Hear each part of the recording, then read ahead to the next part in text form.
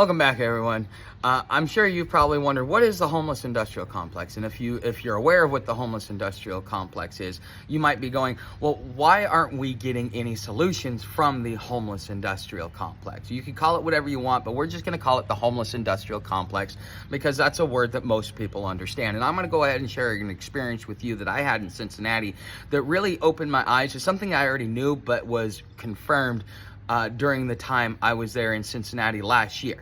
So there is a national group called the Coalition for the Homeless, and the Coalition for the Homeless, you would think that, well, they're friends of the homeless. I've always been able to go there, and like if I need. Most of the reason why I would get involved with them was because they did something like a street sheet or a homeless newspaper. You know, you would, back in the day, you'd buy it for 25 cents and sell it for 75 or for $1. But now you buy it for 75 cents, you sell it for $2. Just to make up for inflation. And the thing is that the Coalition for the Homeless publicly states, oh, well, we don't make any money from this. This is just to be able to get the word out and to do what it is that they do. But they actually do make money because this is how they get a lot of their donations.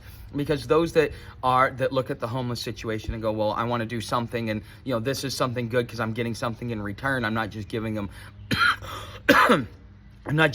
money. Okay, and so therefore it becomes beneficial for society. Society feels good about it. The homeless person feels good about it. But what people don't realize is that that's also how they're raising their money, because they have sections in there. Hey, if you'd like to donate, if you'd like to buy, and then what they're doing actually is they cut out the homeless person. So if you sit there and say, I want to do a 1 year. A 1 year subscription, and $2 a month, so was it like $20, $25 a year? You'll get a paper on your doorstep. Well, that $2 or $5 that the homeless person would get now goes away, because now that person is, instead of giving the money directly to the homeless person, is giving the money directly to the homeless coalition. And so you might think, oh, that's a good thing, because now they have more money, they can do more things, and then they can actually help with solving the homeless problem. And that's a good thought to think, but that's not the reality of the situation. The reality of the situation worked out like this. So if you're a vendor for Street Vibes, which is the Cincinnati newspaper. So if you're a vendor, you also have the ability, because you're a homeless person, to write an article. You're supposed to get precedence to be able to have your article published. And it's almost, because there's not a lot of homeless people that are going to write, that are going to tell their story. And sometimes it takes these guys months to write it out because of literacy challenges or other things, just because they're not good story writers. So it takes them a while to be able to do it. So there's always plenty of room to be able to do it. While I was there was actually an activist that was working, a homeless transgender person that was bringing to light what was going on with the transgender community, so on and so forth. And this person not only was getting moved up the chain, kind of giving positions of authority there to advise, but if they wrote an article, it always got published. And so, but the thing is I was also told that, being homeless, that I would get precedence as well, and that I would be able to do it. And so next thing I know, one of the articles, the new monthly newspaper that comes out, was talking about Housing First and the Housing First initiative. And if you watch my podcast, The Army of Tuck, where we talked about the difference between Europe and the United States, Housing First started in Europe, and we even talked about how the way that's being administered in Europe and the United States was not the original intent of what it was. See, Housing First was meant for people like me that still have the ability to go back into the system, to be productive, to give us that windfall so that we can get back into society instead of dealing with the degradation that happens when you become homeless. Okay, but instead what they're doing is they're doing the low-hanging fruit, the people that will never be able to be productive, because the thing is they need funding. And the only way you can get funding is to have a repeat customer. A one-time customer is not nearly as valuable to you in a for-profit business, even though they are going around calling themselves not-for-profit so that they can get your money, so that you can get the tax write-off and feel good about yourself while saving money on your taxes and putting your money where you want it to go instead of where the government decides it wants to go. They may be giving you that as, this is who we are, but in reality, the way that they operate, is like a for-profit business. And a for-profit business, their cream, the heart of their business is always going to be repeat customers. Even when I ran my janitorial business, my daily and weekly customers were more valuable to me than my monthly customers or than my one-time customers, because all it is just, it's a small chunk of money one time and then that's it, versus somebody who's going to come back a couple times a week. That snowballs into a larger chunk of money, and so therefore that becomes something that you can count on. And that's what a lot of these not-for-profits are doing within the homeless industrial complex. Okay, so as I start challenging this gentleman, who's one of the directors of the Homeless Coalition of Cincinnati, as I start challenging him about the whole housing first and telling him all the flaws that I saw in it, because I got to see Gainesville, which is trying to be like the poster child of how housing first is supposed to work. They're not helping anybody. They're helping grandma who's on Social Security get a place, but Joe, who is going to go get a job and pay taxes so that he can make sure that that grandma can have her Social Security and so on and so forth. He doesn't, he's the one that's being told, sorry, we can't help you, we got to help grandma. And so therefore, you're not only are you hurting the economy, but you're destroying the workforce. It's a lot of negative consequences, whether intended or unintended, that are coming from it.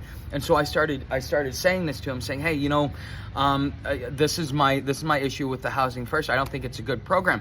I even said, here's what's going on is with the whole commercial market going upside down, and all these buildings becoming abandoned. What you could do is you could take all of these abandoned buildings and retrofit them or refit them, put people in them, and and the city could, through eminent domain, also make a profit off of it. So therefore, it becomes a self-sustaining program, because the people that are going to go in there and get a place, let's say they're charging them $300 a month because it's through the city.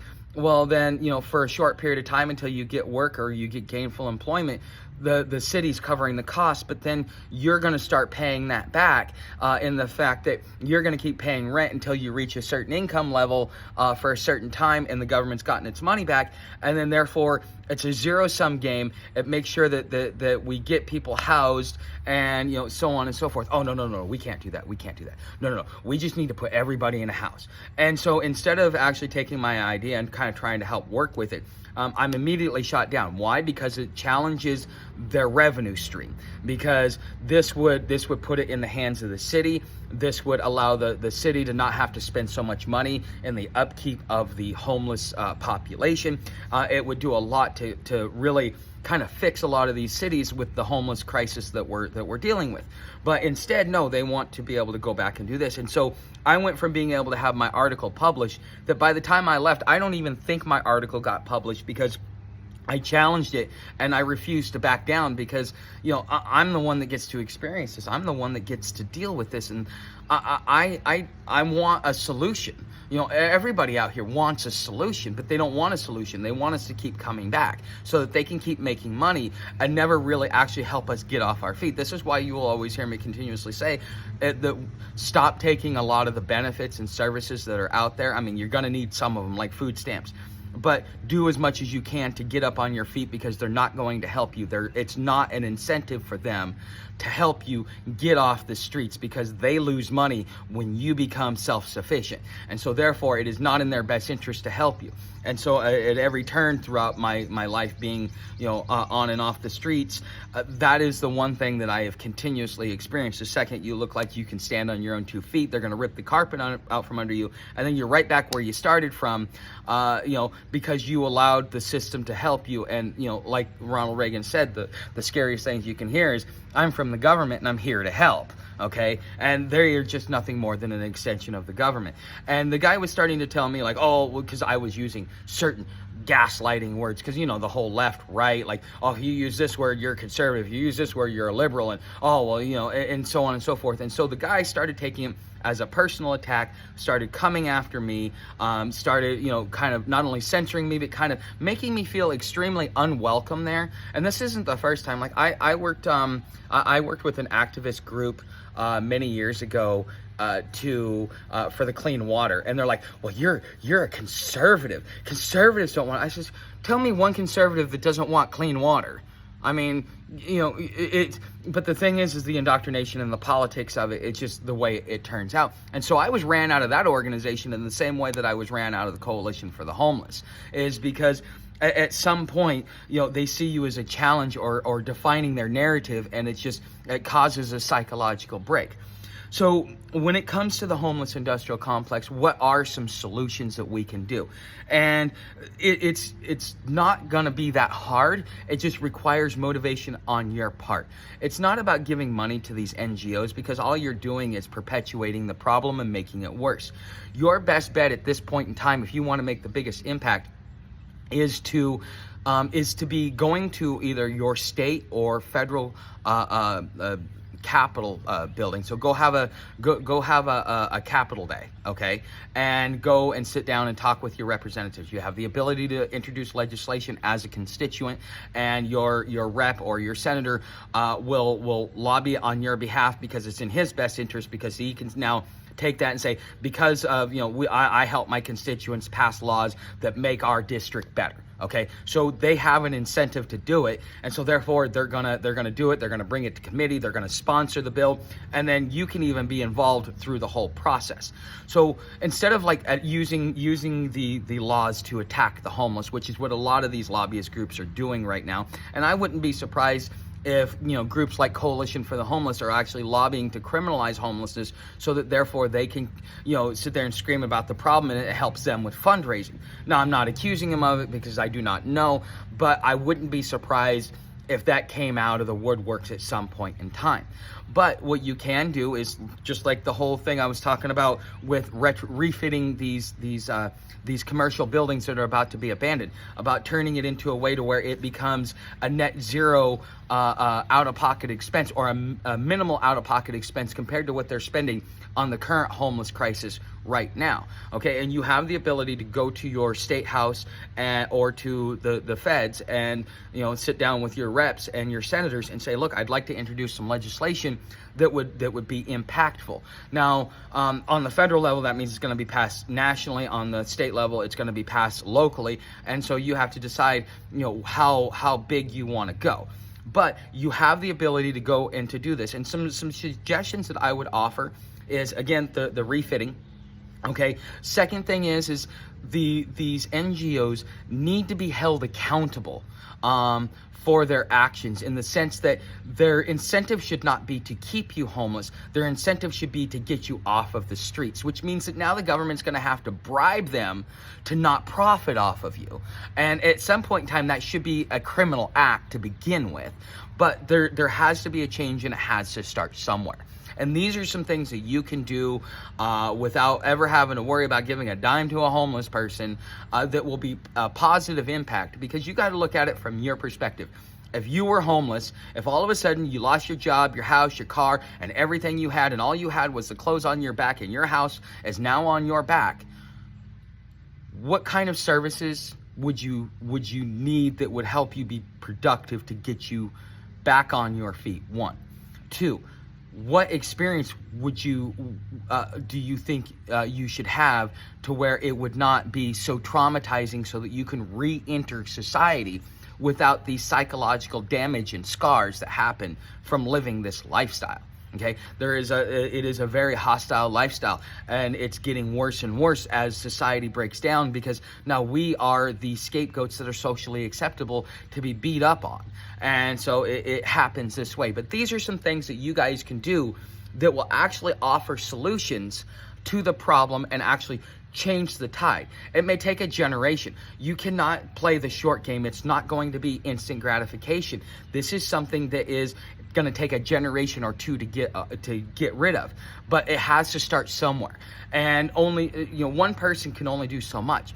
but a group of people. I have almost 4,000 subscribers, and every one of you could be contacting your state house and making a huge impact today just by doing something like that. And it will benefit your community, and it will make it stronger, because you are only as strong as your weakest link. Now, guys, thank you for watching. If you find value in this video, please subscribe, share. I'd love to hear your thoughts down in the comments, maybe even some suggestions. For those of you that are unaware, I am on the American Discovery Trail. I have been since about June 5th. I do a nightly live stream at 7 p.m. Eastern time, as long as I've got signal. I'd like to invite you to my live stream, and then that way you can ask me direct questions. It goes for probably anywhere from 15 minutes, if there's really not a lot of activity, which is very rare, to about 2 to 2.5 hours, which is pretty much the norm. And you know, it is what it is. Now, it's an open conversation. As long as you're polite and respectful, then you know, I will answer your question and we will hear about it. But there are trolls out there, and we are doing our best to keep them from not only attacking me, but attacking you guys as well. So if you do happen to get you know, put in timeout or something like that, please reach out to me directly.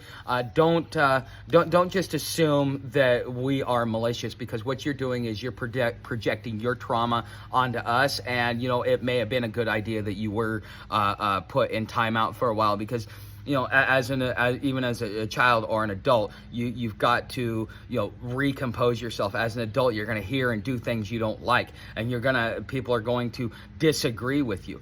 It's about keeping your emotions and your composure. And sometimes when we lose our composure, it happens to me too. You know, nobody's immune to it. You need to have that timeout. And so that's the only reason. We do not censor, but we will put you in timeout. And if it keeps happening, then you will be banned from the channel. And there are ways to do that. But anyways, I wanted to let those of you know, because I'm hearing things in the background, and everything's going the way it's supposed to, and I know emotions are running high, but you know, on this channel we try and keep calm heads and keep our emotions and everything in check. But anyways, guys, thank you for watching, and I will see you in the next video.